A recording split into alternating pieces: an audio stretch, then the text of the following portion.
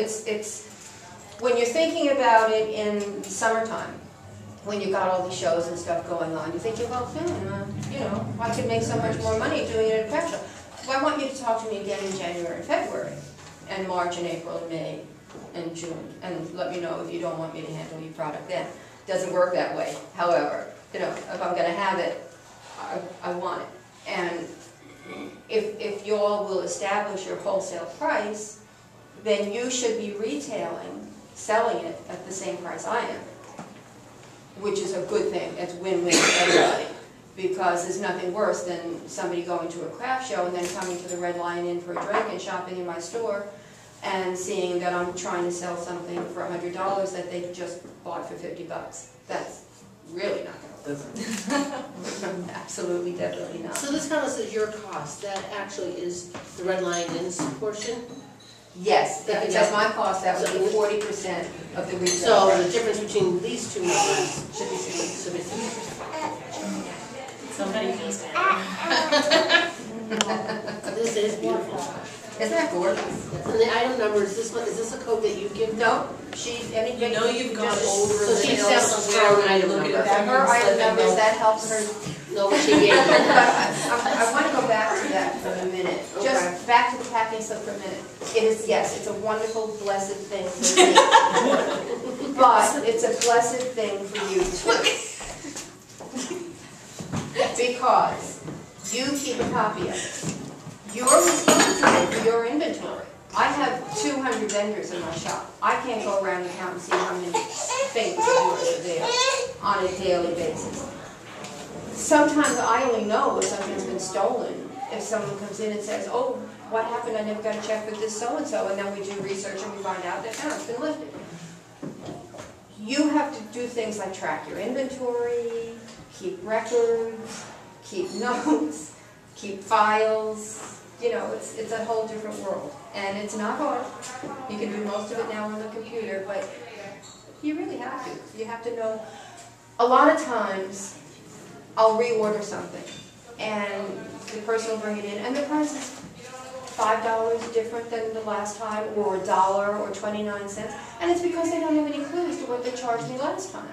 And I have to go into my computer, assuming they know what they're doing, change everything, re-sticker anything of that's still in the store to match now the new price. Come to find out, oh, I didn't know how much it was. Did I really? So, what if it is stolen from you? we're responsible. We pay you what you would have gotten if we had sold it, the 60%. And the same thing with breakage. That's very generous. Yeah. No, that's incredibly generous. That's an incredible, That's that's a business model with a lot of integrity. You don't see that a lot. That's first class operation. So, yeah. Thank you, Penny. Yeah, We sell an awful lot of Penny stuff in our store. Yeah, that's awesome. So another thing that someone mentioned might be of interest is how do you approach a retailer? You know, how do you go in, how do you get your stuff in a store? So it's pretty commonsensical, but a lot of people don't have a lot of common sense. We're creatives. Yeah, fortunately I've been, so I know. Okay, so ideally, the first thing you're going to do is pick up the phone or email. Email, I think, is fine. I do most of my communicating via email, as Susan knows. So you make contact and ask for an appointment. And if you have an appointment, usually, like I will, if I'm not familiar with your work, I'll say, can you send me pictures? Can you give me an idea? Can you let me know? And then if I think it's of interest, I say, sure, come on in, and we sit and we talk.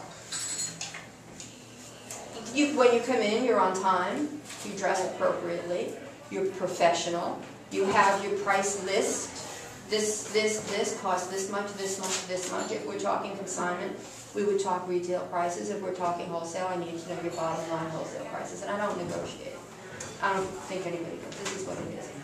When you're wholesaling, though, one of the good things is you establish minimums.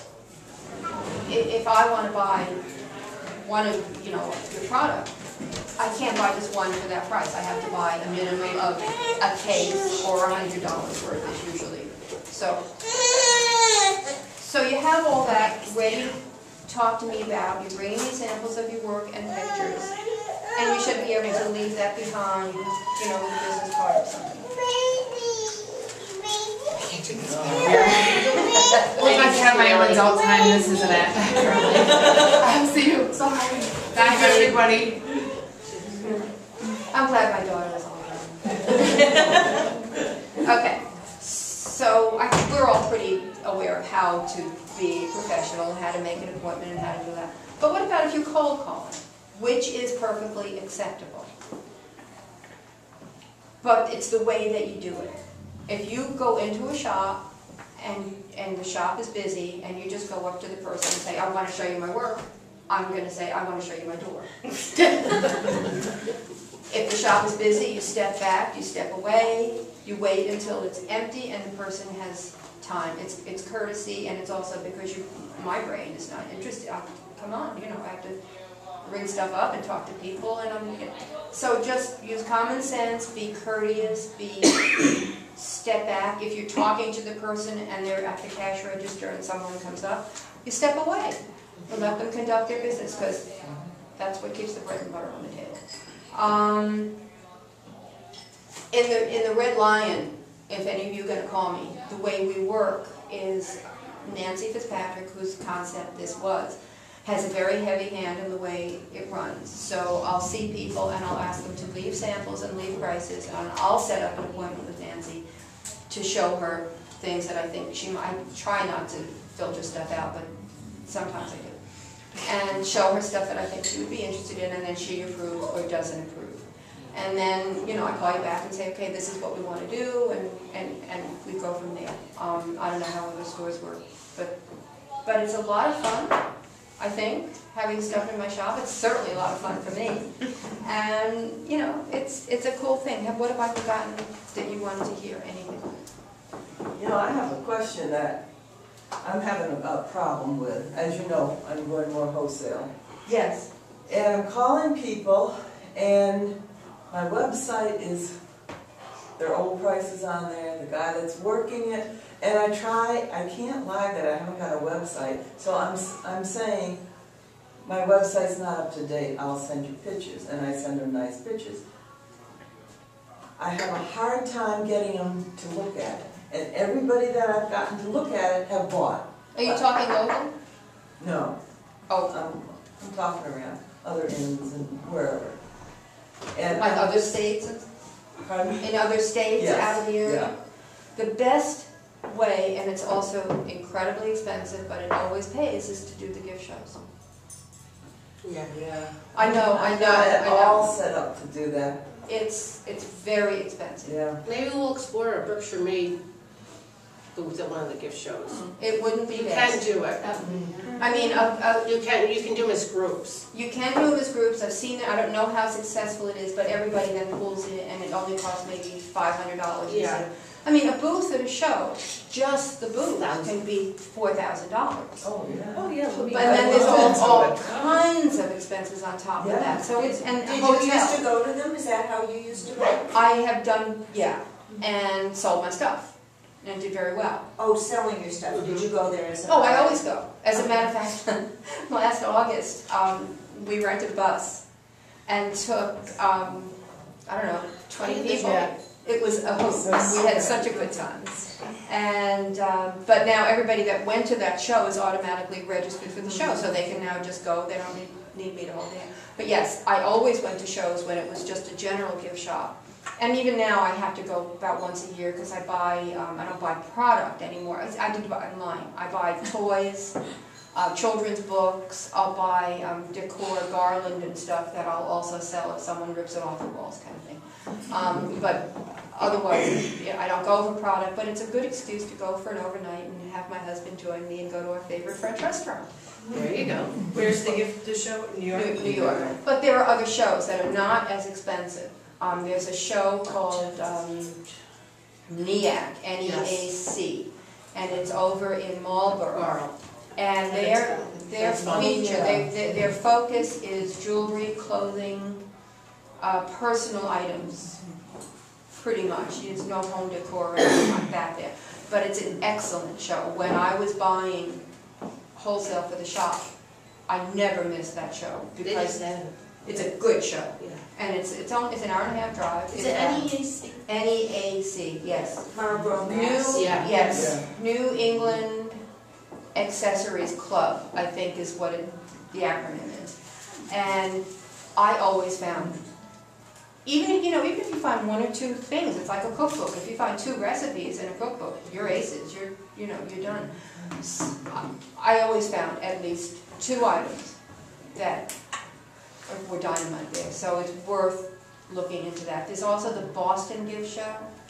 Yeah. And that one, that was in March usually, right? I think it was March. I for think sure. they sort of tie it into when the New York show is, so it's usually close to it, probably March, and then that's a funny show. It's never had a really good reputation.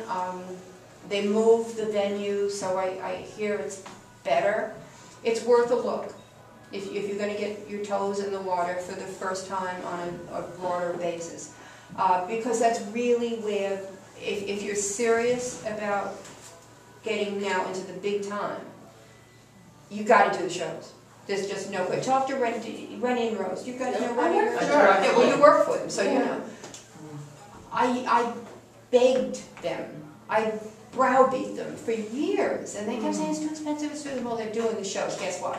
Yeah. They're doing phenomenal. Yeah, they're doing very well. And Dan Bellows is now doing Dan. the show. Dan has got picked up by So it's you've got to do it. You've got to just close your eyes and jump in. I'm finding one of my problems with that sort of thing is I only make one-of-a-kind items, first of all, and I have to go to a cash and carry. How are they going to order when I'm making one-of-a-kind? If you're going to grow Mhm, into the wholesale world, mhm. you can't make one One of a of kind. See, I guess that's why I'm That's the not issue. in it So, heavily. and this is one of the things for my book when I write my book. The first thing I find that I talk to people about is, do you really want to do this? At what level?